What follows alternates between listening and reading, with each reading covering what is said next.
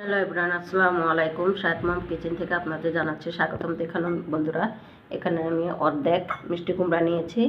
আজকে আমি নতুনদের জন্য খুব সহজভাবে মিষ্টি কুমড়াটা ভাজি করে দেখাবো। ভিডিওটা প্রথম থেকে শেষ পর্যন্ত দেখবেন প্লিজ। এখন আমি মিষ্টি কুমড়াটা কেটে নিব। দেখুন বন্ধুরা, মিষ্টি কুমড়াগুলো ঠিক এরকম করে কেটে নিয়েছি টুকটা করে। আপনারা যেরকমভাবে কাটেন সেরকম করে কেটে নেবেন। এখন আমি মিষ্টি কুমড়োটা ভালো করে ধুয়ে পরিষ্কার করে নেব। মিষ্টি কুমড়োটা আমি ধুয়ে পরিষ্কার করে নিয়েছি। চুলাতে একটা ফ্রাই প্যান বসে দিয়েছি। এটা আগে একটা ডিম ভাজি করেছি, অল্প একটু তেল আছে, এই জন্য আমি এই কড়াইতে মিষ্টি কুমড়োটা ভাজি করে নিব। এখন দিয়ে দিব পরিমাণ মতন তেল। তেলটা গরম হলে দিয়ে দিব 1 চামচ পরিমাণ পাঁচফোড়ন। হালকা একটু ভেজে নিব। আর এখন দিয়ে দিব একটা মাঝারি সাইজের পেঁয়াজ কুচি। পেঁয়াজটা আমি এখানে বেশি বাটবো না, জাস্ট হালকা একটু নরম হলেই চলবে।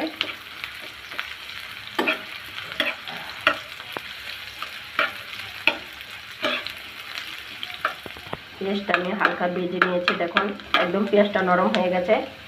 এর পর্যায়ে দিয়ে দেবো ধুয়ে রাখা মিষ্টি কুমড়াগুলো।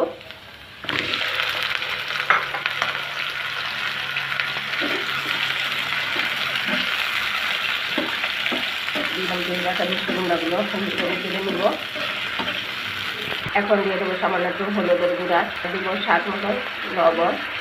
এখন ভালো করে নেড়ে চেড়ে মিশিয়ে নেব।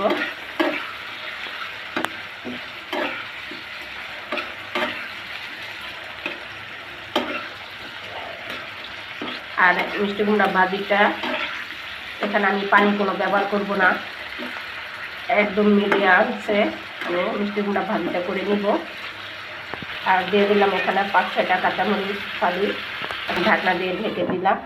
সিদ্ধ আর আগ পর্যন্ত অপেক্ষা করব। এখন ঢাকনাটা ওঠাচ্ছি। দেখুন বন্ধুরা, আমি বারবার নেড়ে চেড়ে মিষ্টি কুমড়াটা ভাজি করে নেব। এখন কালারটা কিন্তু চেঞ্জ হয়ে গেছে, অর্ধেকটা সিদ্ধ হয়ে গেছে। আর এই রান্নাটা কিন্তু অবশ্যই একদম মিডিয়াম লোতে রান্নাটা করে নেবেন। আবার ঢাকনা দিয়ে দিব। এখন আমি ঢাকনাটা আবার উঠাচ্ছি। দেখুন বন্ধুরা,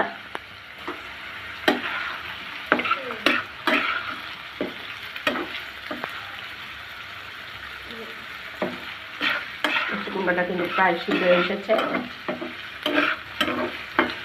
পর্যায়ে দিয়ে দেবো 1 চামচ পরিমাণ চিনি।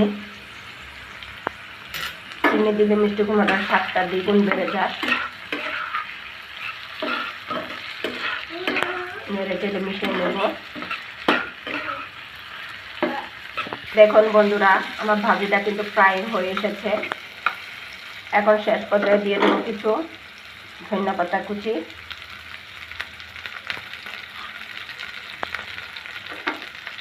এখন নেড়ে চেড়ে মিশিয়ে নেব।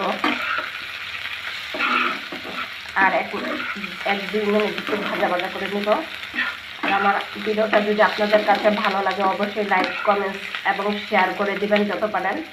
আর চ্যানেলে যদি নতুন হয়ে থাকেন আপনাদের কাছে অনুরোধ চ্যানেলটা সাবস্ক্রাইব করে দেবেন প্লিজ।